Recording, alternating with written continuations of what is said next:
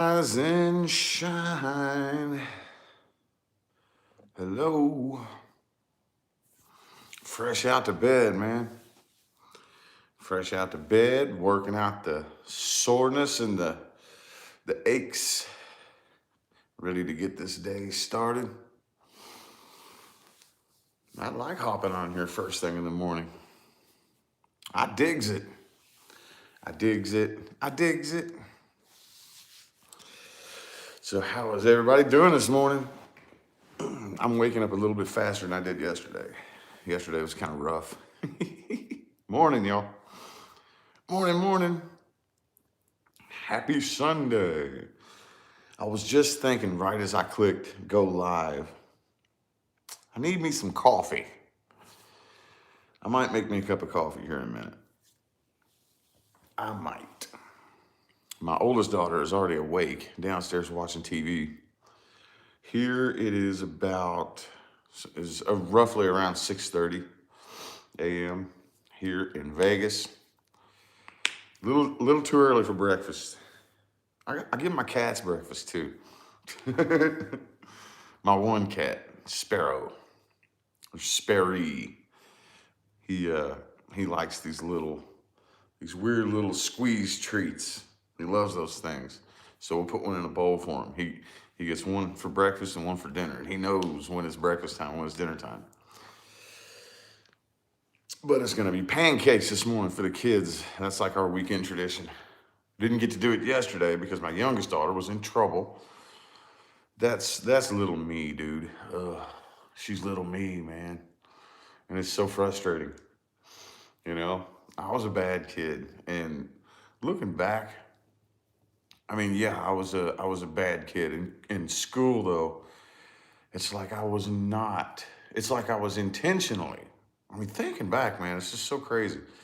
It seems like I was intentionally programmed. I intentionally came here to not fit into any system, anything that I'm not. I didn't just decide to become rebellious one day.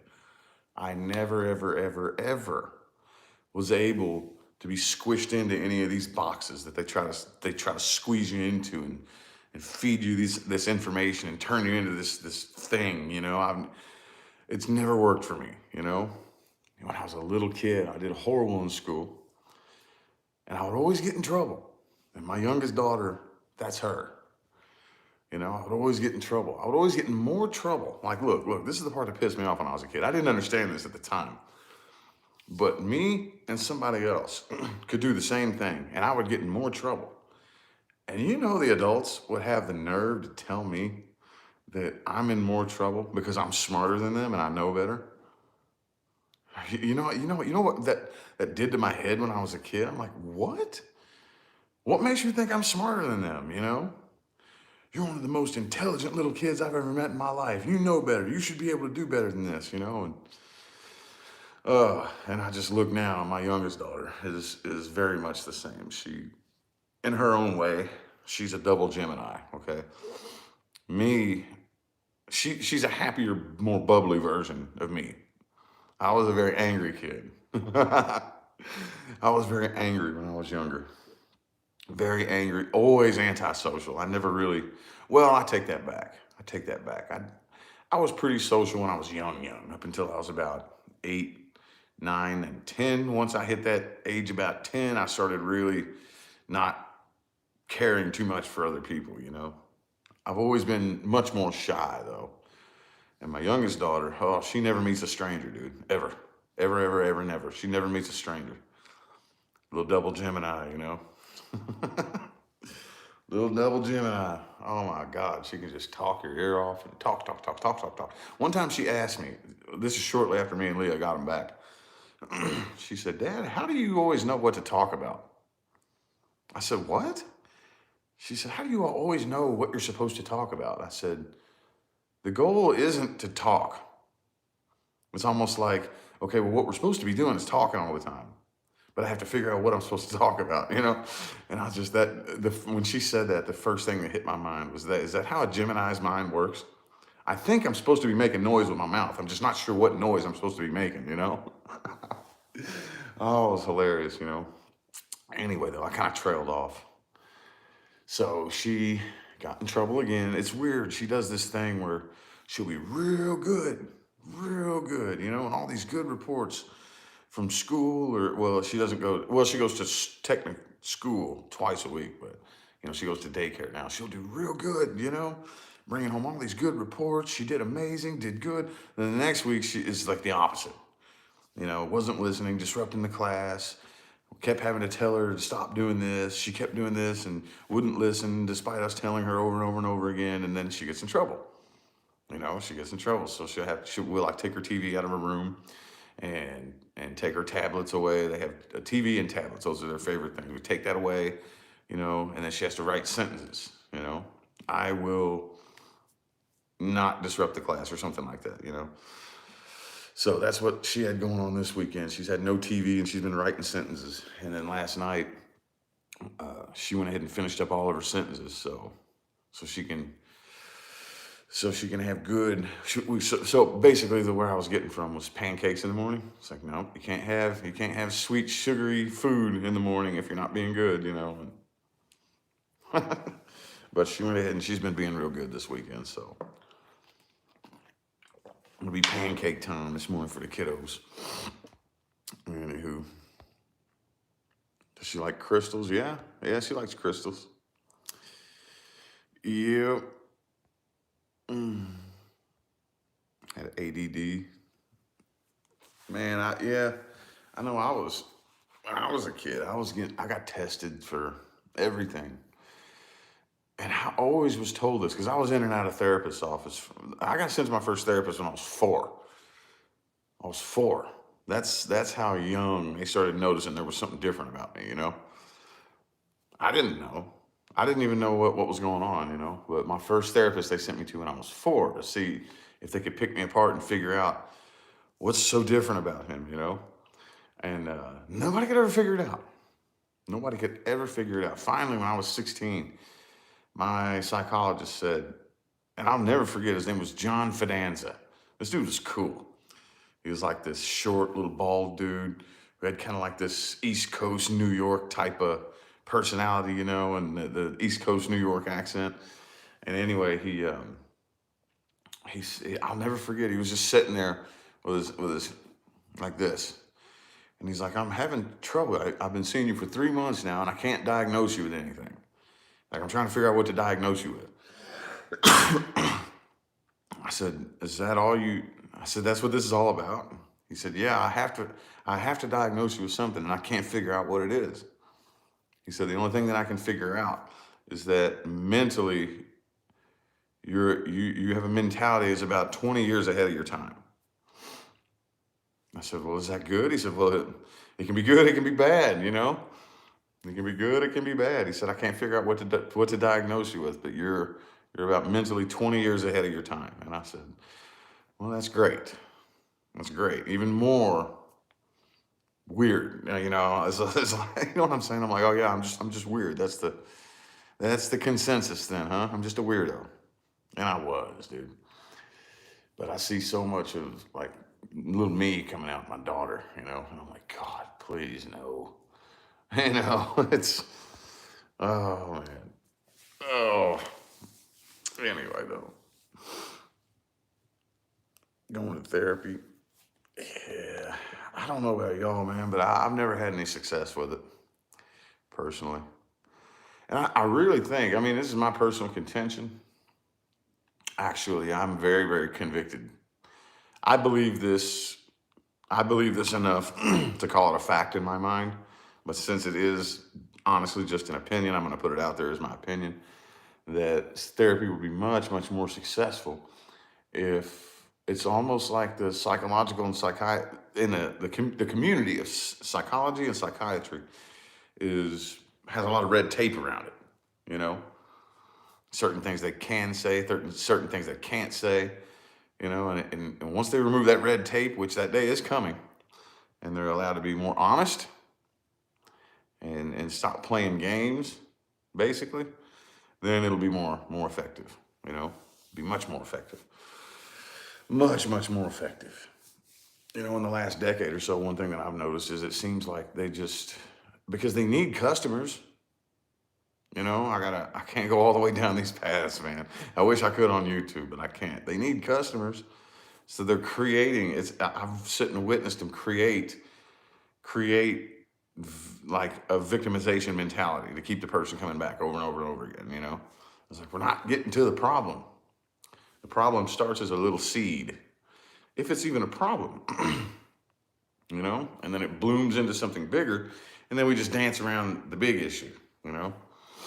Same thing with being an alcoholic and an addict. Same thing with that. The drugs and alcohol aren't the problem. They're a problem. That's one of the probably many fucking problems this person, has created as a result of the actual problem that's actually really deep, deep down inside. You can take an alcoholic and fly him to the moon. Ain't no alcohol on the moon, I don't think. I don't know. But that didn't fix the problem. I guarantee you, if he could find himself a bottle of whiskey up there, he would drink the shit out of it. So the problem isn't solved. If you just take drugs and alcohol away from the person, that's not the problem. The problem is, for some reason, I feel like I need to get drunk or high. That's the problem. Why do I feel like I need that? There's something else going on in here. And it seems like we just dance around the problem of drugs and alcohol. We don't get to the actual issue. Why the fuck do I feel like I have to turn to some substance? You understand what I'm saying? I think a lot of you get it. Most people now are waking up to this. Back in the day, I can remember, because I had, a lot of drug and alcohol problems when I was younger. A lot. I was a big time addict. And then when I was right around the time I had the kids, when they were babies, and the drugs on the streets got so insanely expensive, I just couldn't fucking afford it. I just started drinking.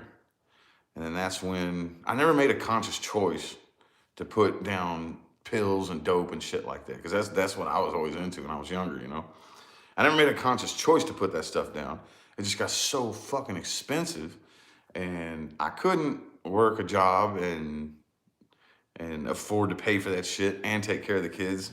I couldn't do that. And yes, I was always a very, very functioning addict and alcoholic. I always worked to support my own habits and everything like that. Matter of fact, I would always use drugs that would help me function better.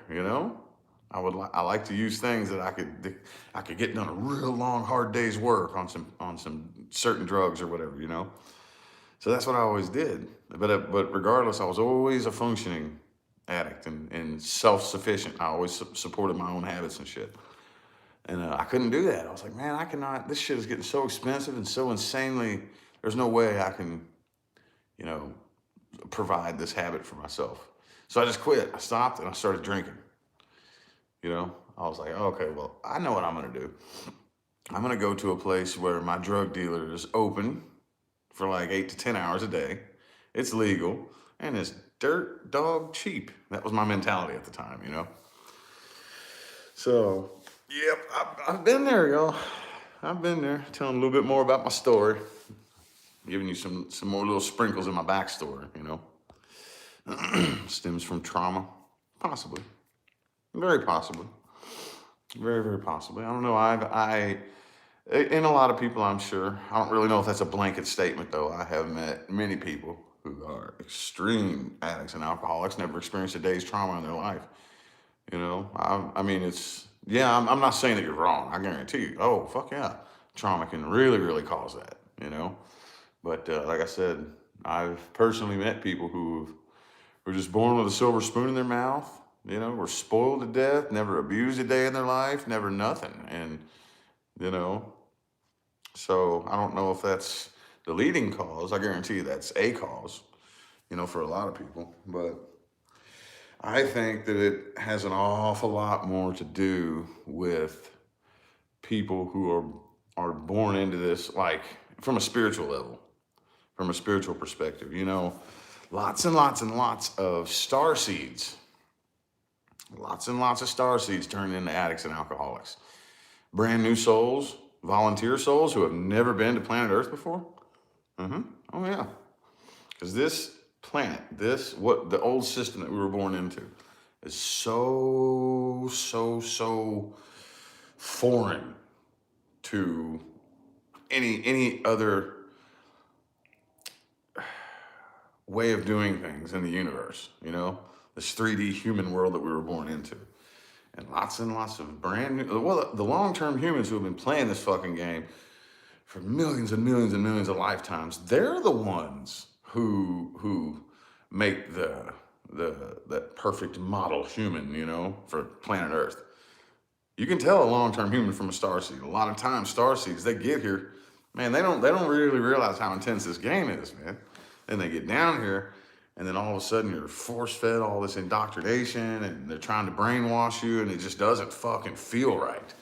That's what I think a huge cause of addiction and alcoholism is entities who haven't spent very much time on this planet being like forced in, you know, you're programmed so far away from the light, so far away from what your divine source really is. And that's the point of this game.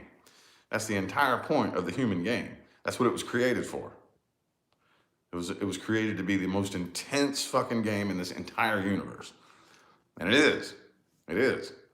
And it is the lowest vibrational game in this entire universe. And there's certain things that have to happen in order to get your vibration this low so that you can incarnate and stay in a human body.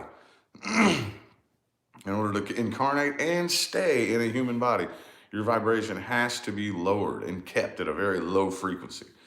As if you start vibrating too high, too fast, it'll kill you. The human body can't survive it. It's everything here is designed to vibrate very slow and densely.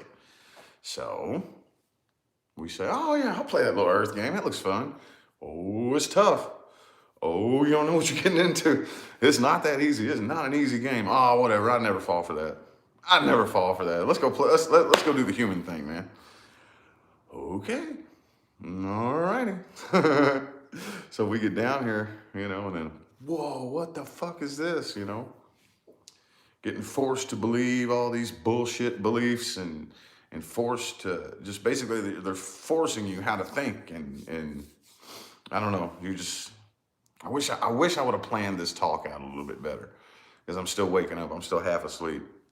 But do you understand the point that I'm making though? I think that that's a huge part of it. Even though people who haven't experienced trauma to be addicts and alcoholics, it's because their soul knows this is nothing like what I'm fucking used to. I'm not used to this low vibrational game. I'm not used to this at all. I haven't been here very many lifetimes, you know? If you've only been here one lifetime, 2, 3, maybe 10 lifetimes, that's nothing compared to all these people these entities who have been, man, they're probably on their 500,000th lifetime, millionth lifetime. They've been on the karmic wheel, cycling through this game over and over and over and over and over and over and over and over, and they're used to it.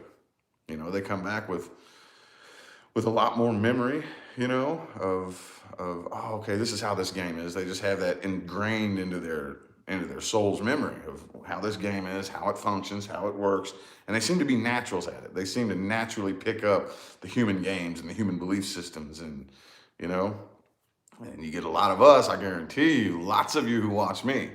That's why people like me and people who follow people like me and all the other starseeds out here who are just, you know, like the vast majority of the people that led me down my path, a lot of them were starseeds who haven't had very many lifetimes here. And that's what helped me awaken to, oh, that's what's fucking wrong with me.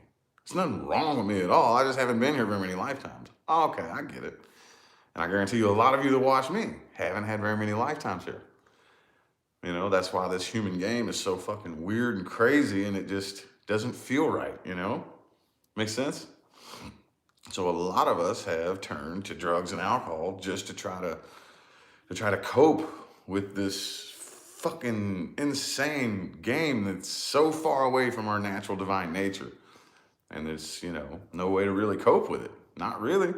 Because you know it's not right. You know something here is wrong. That makes sense? Again, I believe that in my mind to be a fact, but I know that there, you know, I don't have any hard evidence to show you. So I'm gonna deliver it as my opinion. Does that make sense? Anyway, though, I think I'm gonna make me a coffee real quick, y'all. Hang on. Will you join me? Join me in the coffee. I got my little coffee machine over here. Oh. What flavor should I use? I got my little coffee. I don't know what you call this thing. How about chocolate mocha? It needs water.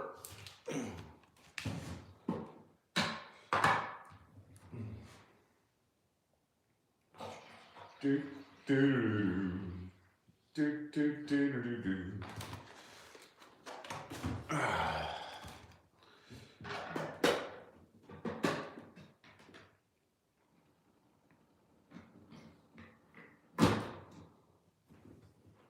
Need to go get some more cups. No more to-go cups.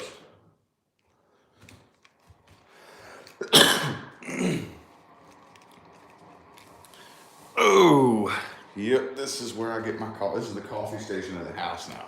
We don't even really make coffee down in the kitchen anymore, now that we got this up here.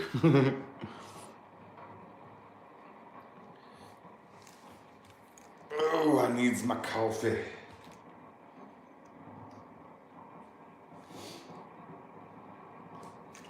So what y'all up to?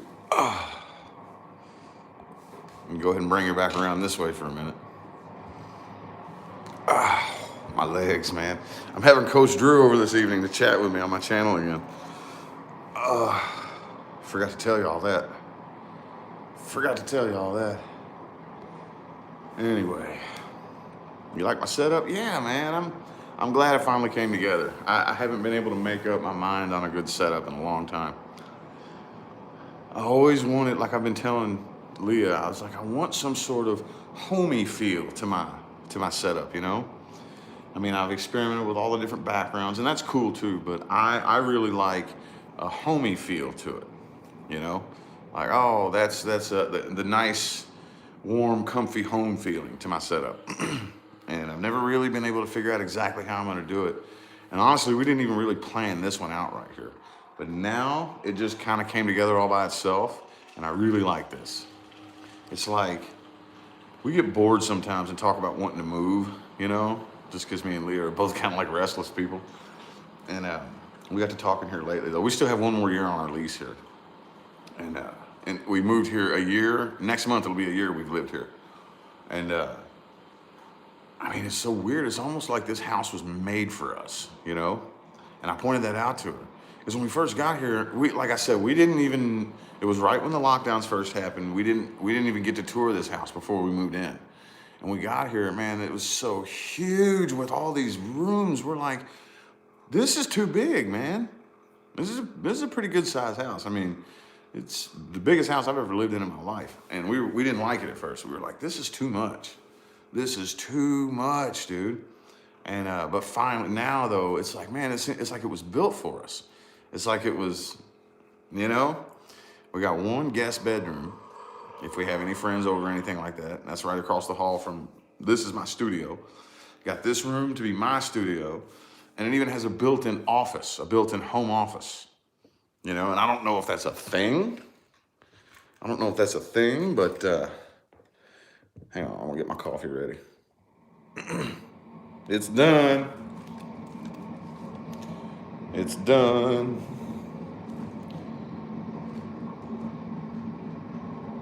I'm gonna do French vanilla.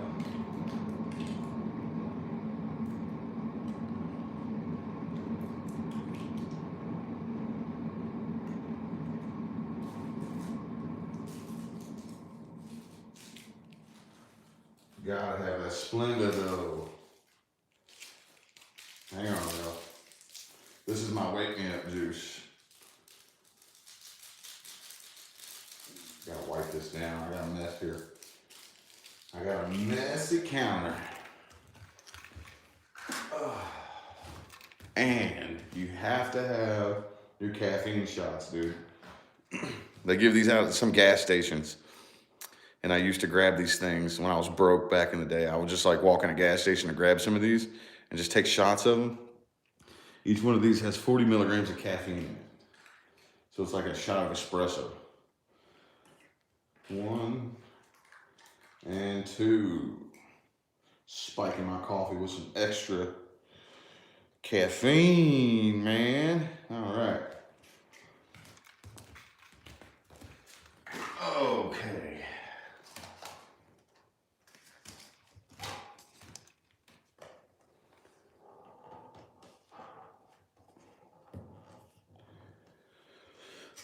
Okie dokie. Now we're ready to get up and get the day started. I got dark circles under my eyes. I'm still not all the way awake yet, y'all. What was I talking about, though? I don't even remember what I was saying.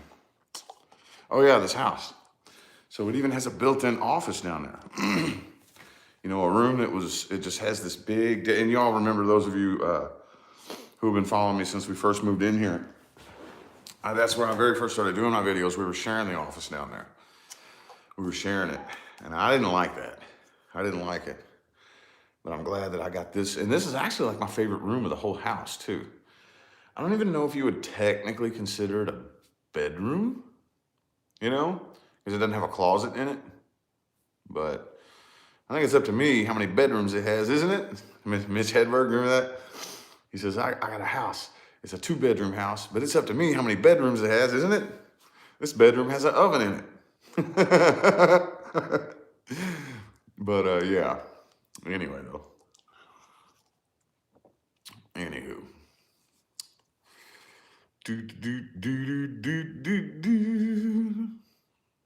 Yeah, my daughter does like bracelets and crystals. She likes crystals.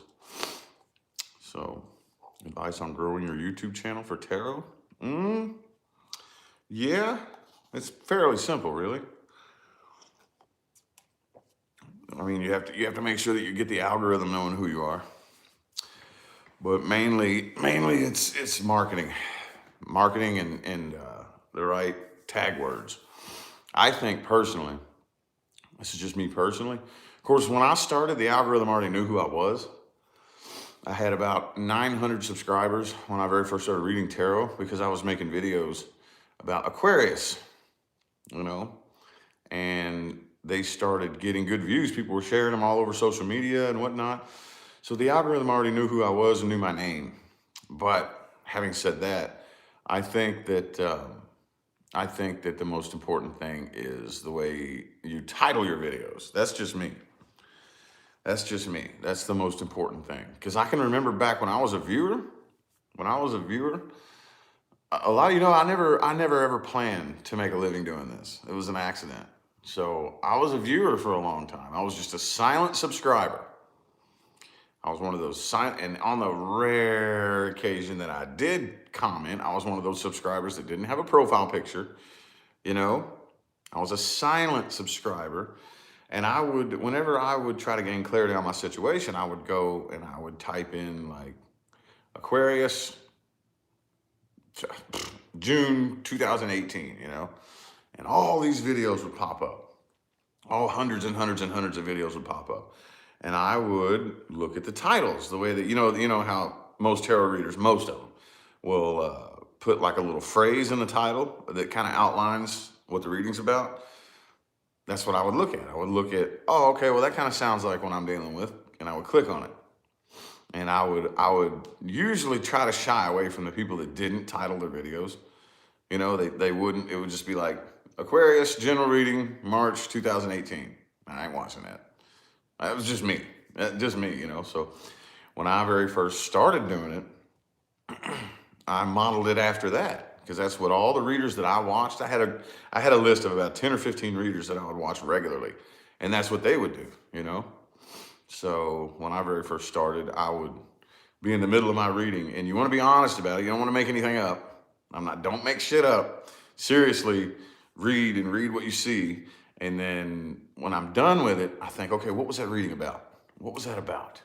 What is a good phrase, a short little phrase that I can put in the title that outlines, that's like the main point of the reading, So that's very important, and the tag words you put in it, that's very important too for the algorithm. So you need the YT Studio app. That's where you run everything. All your everything behind the scenes is all run on the YT Studio app. So you get that. And then once you upload to YouTube, you go on your YT Studio app and click on the video, click edit the video, and go down to tag words. And don't do too many, just a few. Like for me, I'll put in like, for example, I just uploaded, what's the last one I did yesterday? Capricorn. So I'll go to the tag words and type in Capricorn, tarot, astrology, March 2021, you know, and that's it. Those just tag words. And in the description, I'll put hashtags. In the description of the video, hashtag Capricorn, hashtag love reading, hashtag March. It'll only let you do like 3. And then those words show up in blue letters under your video. And then other than that, again, though, the only thing that I don't really know about is getting your tarot channel off the ground from nothing. Because I didn't do that. It's kind of an interesting story that I got drunk about 1.5 years before I started reading, and I put a video on YouTube about Aquarius, and I forgot about it. And I don't know when people started watching it and when it started hitting, but at some point, it picked up and gained a lot of traction, and I didn't even remember putting it on YouTube. So 1.5 years later, I've already moved across the country once and then across the country again. I'm living up on the East Coast, and my own video gets recommended to me. It was called The Brutal Truth About Aquarius. I had that Louisville hat on, and I had my sunglasses on. I was sitting there drinking beer wasted outside the Dollar General Market on Taylor Boulevard in Louisville. I was pissy drunk, dude. I don't even remember doing it. So anyway, everybody starts coming to me saying, hey, make more videos about Aquarius. And I couldn't remember how to log into that channel. Don't even remember creating that fucking channel. What happened was my phone got stolen. I remember this much. My phone got stolen. So I just went I got my first paycheck from my little minimum wage job and went to the dollar store and got like a $30 little phone and just randomly made a random Google account just so I could get the phone set up, you know? So I didn't remember how the hell to log into that thing. So I was like, okay, well, people are starting to like hit me up on Facebook and stuff, ask me about this. And I saw my video had like 18, 20,000 views. And I was like, damn, man, okay. So after a couple of weeks of thinking, man, what should I do with that? I'd been working on building a business behind the scenes. Excuse me. And I was like, well, you know what? Maybe I'll just start making more videos about Aquarius. So I started doing that on the channel, which is now my tarot channel. But at the time, that was just my Google account. You know, I didn't really have a YouTube channel up then. I think I had a couple things on it maybe, but I didn't have any subscribers and nothing. And so I started doing that for several months. I started doing that, and the algorithm started slowly, already knew who I was. I would get like 5,000 views on each one of my videos, and I had like 900 people watching me. So the algorithm already knew damn good and well who I was by the time I started reading tarot. Now, having said that, I'm pretty sure from my experience, personal experience, and from what I've observed in all the other tarot readers out there, the channels that grow the fastest are the ones that dump out the most content at once. Like if you take, I'm not gonna name any names, but if you take like the 3 biggest subscribed YouTube channels, you know, that have just a fucking ridiculous amount of subscribers, you know what they all have in common? They dump out shitloads of content. You know, like 5, 6 videos a day. Or at least back in the day when I was watching them, they did. And that's the reason they grew so fast. It wasn't anything really particularly special about them. It's just they dump out so much fucking content that the algorithm just starts pushing it out to everybody and it grows faster, you know? And I've noticed on my channel, if I only do 2 videos a day, I may only get 100 subscribers a week. But if I do 6 videos a day, I'll get 2,000 subscribers a week. See what I'm saying? So, anyway, yeah, that's the best advice that I have. Oh, and this is important. Any of you wanting to start a tarot channel, be yourself. People like that. People like authenticity. Be yourself. Okay, somebody just paid for a same day. Okay. Be you. Be you. Don't try to put on this cute little fluffy, ooh la la la spiritual persona to try to appease to the audience. Don't do that. I wouldn't recommend it. I mean, you can if you want. If you want to, put on this little fake spiritual persona. If you want, I just think that it'll be much easier on you. It's easier to be passionate about what you do when you're being authentic, And when you're doing it out of passion and authenticity, there's a lot more energy that goes in behind it. So if all I'm doing is if I'm getting on camera and I'm putting on this fake persona, and whatnot, and I care more about what people think about me. I care more about my appearance. I care more about people thinking that I'm this enlightened spiritual person, then that's gonna like drag me down to the back of my mind, and I'm not gonna be able to put as much energy into what I'm doing. I'm not really gonna be able to dump a bunch of energy into being passionate about what I'm doing if I got all this bullshit image that I'm trying to uphold. That's just me. That's just personal. You can do whatever you want, however you want, But I think that it's much, much easier to be 100% authentic, be yourself, Don't whenever you present yourself, don't be worried about who's not going to like you or who is going to like you. The right people will like you. That's the way I look at it. The right people will like you. I don't care what you're doing. I don't care if you're a tarot card reader. I don't care if you have a fitness YouTube channel or whatever it is that you do. You're never, ever, ever, ever going to be able to avoid trolls and haters. That just comes along with it. It's just part of the job. You want to be in the public spotlight? That's part of the job. Part of the job. Just fucking ignore it. Just ignore it. And I know that's easier said than done. I know it is. Took me forever to get to the point to where I was just able to completely ignore it, I would have to say, though, that even to this day, trolls don't bother me. They don't bother me at all, When I say trolls, what I mean is somebody coming onto your channel and like personally attacking you over shit that has nothing to do with what you're doing. You're here watching a tarot card reading video and you're complaining about my shirt. You're complaining about how I shuffle my card. That's trolls. People that are just trying to get a reaction out of you. They don't bother me anymore. You know what bothers me? The people who compete for your attention. That's what irritates me more than anything, and I'm still working on that. I'm giving you all a weakness of mine. I'm still working on that. There are people who it's like, I'm gonna have a competition. I want to see who can write the stupidest fucking shit in the comment section. And it'll just be the dumbest, most insane, ridiculous, retarded fucking comment. And I'm going to get your attention with it. Because it works. It works. That's the reason it pisses me off. I mean, I won't acknowledge it. I won't respond to it.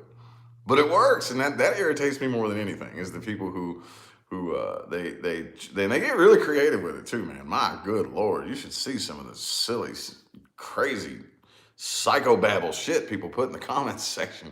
I'm gonna say the dumbest fucking thing to try to get your attention, And you can tell it works. I will give this to them. It works. It'll be a comment that stands out. A thread of 500 comments, and this one right here, you'd be like, huh? What? Crazy. But anyway. Anyway, though. Yeah, that's part of the job, too. That's part of the job. And there are also, and it's kind of hard to tell what's what, that there are artificial intelligence bots that will come and troll you, too. And what they're doing is they're studying your behavior. The AI works by studying your reactions. So there are AI bots that will come and troll you. A lot of trolling comments you see. I can't say all of them. I don't know what the ratio is, but there are trolling comments you'll see. It's not even a real person. It's an AI bot trying to get a reaction out of you so it can study human behavior so it can learn how to mimic it. So it's learning mimic learning to mimic human behavior. Yep. Yep. I would advise, it's easier said than done. It took me a while. It takes most people a while to just ignore it. If you see it, if you see a shitty, rude comment or something like that, just block, delete, on to the next one. You know, it takes a while, but if you want to be in the public spotlight doing anything, that's part of the job. So that, and trying to think of, I think that's about it. Other than that, though, other than those little things, then just shit, get creative with it. Just get creative with it. You know, do your thing and just be you. Be you. That's the thing about it. Be you. The right people will like you. The wrong people won't like you. You know, the right people will like you, and the wrong people won't. And they'll sort themselves out. You know, like that's one of the things that I've always said back in the day before I like when I very first, started. And like, not necessarily a troll. I don't know who you would call these types of people. They're not trolls. They're not like haters, but they're these people who, like, especially in the spiritual community, they'll show up to like a video, and they will spend who knows how long typing out a comment about this long, arguing with you and telling you how you're wrong and how they're right.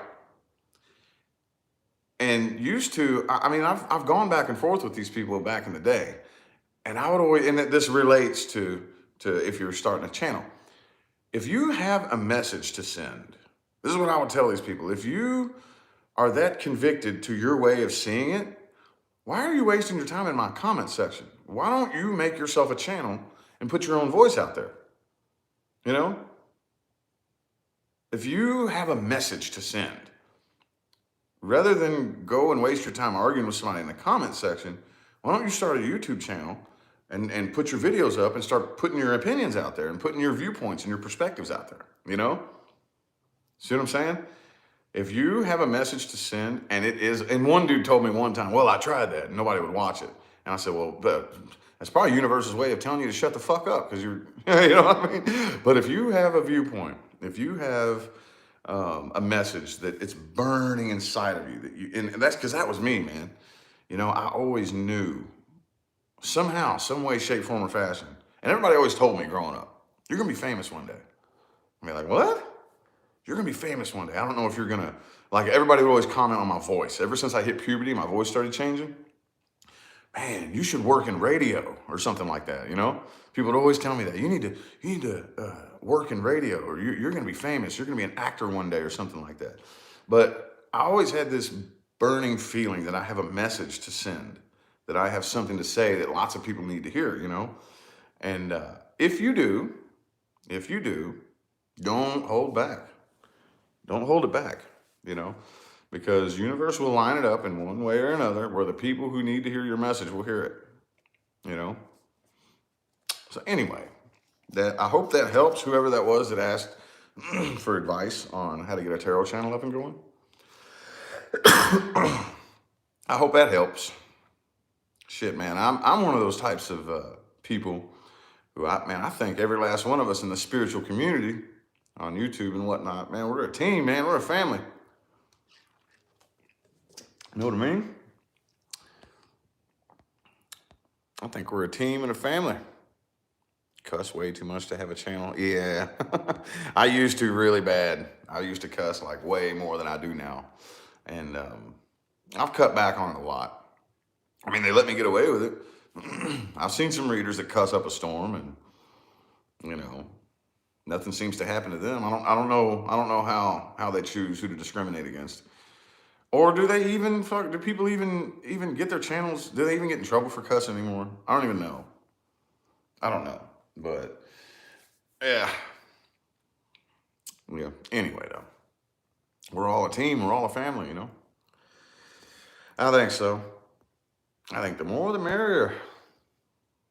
I'm not in competition with nobody. People will be like, oh, I don't want to step on your toes. My toes? What the fuck are you talking about? My toes? Step on my toes? What do you mean? Like, I'm not in this for, like I said, you got to have a priority list. What's your priority list? What's your number one priority? If you want to start a tarot channel, if you want to do something in the spiritual community to where you're in the public spotlight and you're helping people, what's your number one priority? Make sure that you have that priority list in order. If not, it won't really go anywhere. Your number one priority is you and your spiritual evolution and your consciousness expansion and your awakening is your number one priority.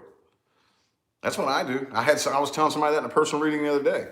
I said, like with me, the only thing that I do is I focus on my own awakening, my own evolutionary journey, and then I share what I've learned, and that's it.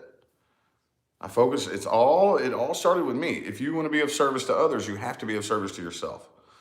Okay? People are afraid to be of service to themselves because they think it makes them a bad person. No, it doesn't make you a bad person unless you are of service to only yourself. If you're of service to only yourself and are of disservice to others intentionally out of selfishness, then yeah, that makes you a bad person. But if you want to be of service to others, you have to be of service to yourself. If you want to heal others, you have to focus on your own healing first. I see it happen all the time, man. All the time. I see it happen all the time. And look, in all honesty, most of us, I would feel very safe betting all of us, but let's just go ahead and say most of us in the spiritual community, we had to go through some bullshit in order to wake up, right? We had to be dragged down this miserable path. We had to hit a fucking rock bottom, and then boom, we woke up. We started our spiritual journey and it wasn't fun, not fun for any of us. Actually, I guarantee you the vast majority of you watching me, your story was fucking horrendous, wasn't it? Mine was too. That's part of it. Okay, so if you're going to be in the spiritual community, you know you've been broken. You know you've been broken, but you can't get out there and start healing people until you focus on your own healing first. People do it all the time. Oh, I'm broken, I'm damaged, and I want to heal people. Well, are you healed yet? Or have you begun the healing process? Have you started focusing on your own healing journey yet? It won't work that way. You can't help nobody if you don't help yourself first. It all starts in here. It all starts in here. You got to put yourself, your spiritual, emotional, psychological well-being and evolution and whatnot and transformation as your number one priority. And then share what you've learned. Very simple. And again, the people who need your guidance will be led to you. Don't pursue them. I see people do that all the time too. They go out and they pursue an audience. They're chasing clients, Don't do that. Don't chase them. Pursue your own evolutionary journey. That's the only thing you need to pursue is your own awakening, your own healing. That's what you need to be pursuing. Okay? And as a result of that, the people who need your guidance will follow you. They will be intrigued by you. That's the way it works. That's the way energy really works. Other than that, though, I can't really think of any more advice off the top of my head for wanting a tarot channel or any kind of channel, really. Some people just have channels where they talk about awakening and healing and guidance or whatever the case may be.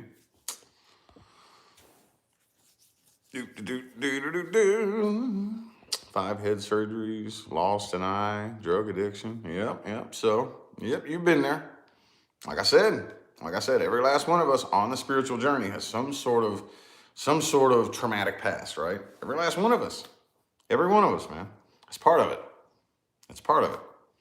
I can't tell you one successful and legitimate, that's successful and legitimate spiritual public figure who doesn't have some traumatic past. I can't tell you one. Every last one of us does. It's part of it. You go through some bullshit, you learn how to heal, you learn how to awaken, and then bam, you inspire others to do the same.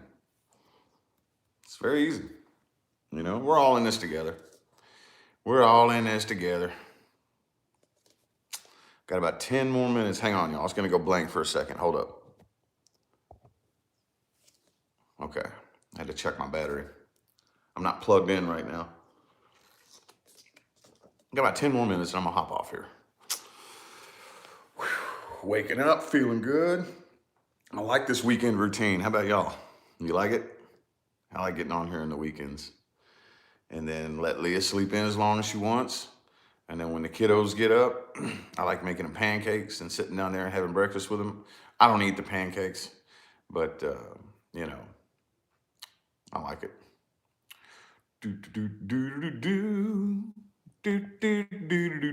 Appreciate y'all for tuning in. Now, I'm going to make it a strong point to try to make this like a weekend tradition, you know? I went silent there for a while. And didn't, and I just this past year or so, I kind of went on, I don't want to call it hiatus because I've been public, you know, but I went on a bit of a, keeping people at arm's distance, you know, type of mode where I didn't really interact with my audience very much. I didn't really interact with anybody very much. I mean, I just stayed here in hermit mode and have been looking at basically my YouTube channel as going to work every day. I show up at my job, do my job, and then I'm done, you know, and the most interaction that I would do was with the personal readings, you know, the most like personal interaction that I would do. And now I'm really kind of feeling, you know, there's a lot more light at the end of the tunnel now. So feeling a lot better. So I didn't get on here and chat very much. Me and Leah would chat every now and then. We'd have a couple glasses of wine or something like that and chat in the evening or whatever. And then we just quit doing that. It wasn't fun. Or me and Leah coming down under. I don't know. It took us, like I said, we're both very much alike in the sense that we're very, what's the word? Very just, you know, go. Let's go. Let's bounce around. Let's go do this. Let's go have this adventure. Let's go do this, you know? And now it's taken us close to almost a full year to settle in here in Vegas. And for the longest time, I ain't gonna lie to you, I didn't like Vegas.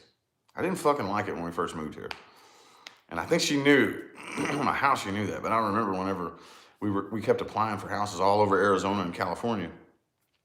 And she said, I don't know if you're gonna like this idea, but what about Vegas, you know? And I didn't even think about it, but when we got up here, man, I realized real quick, I didn't fucking like it here, dude. So crowded. Oh, it's so crowded and just so busy all the time, dude, all the time. So crowded and busy all the time, you know? But now, after about, I think probably last month, and Leah didn't like it either. Neither of us liked it here. The only reason we were here, like I've said this a million times, but the only reason we ended up here is because we got my kids back and we wanted something bigger for a family, you know, other than a little apartment. We wanted something bigger for a family. The lockdowns happened. No place would approve us. Nowhere, dude. She probably applied for 20 or 30 fucking houses all over Arizona and California, you know, and no place would let us in. And this was the first place that would let us in. So, but now we just started talking. About a month ago. You know what? I think I like it here now. I think I'm starting to like it here. You know? I think I'm actually starting to dig it here. You know? I mean, for the very first time, here I am in a house of mine. My ID has this address. My license plates on my car have this address, you know? And it just feels like, okay, I don't know, me personally, I've been bouncing around most of my adult life, especially ever since I was in my late 20s, 28, 29, I have not been stable.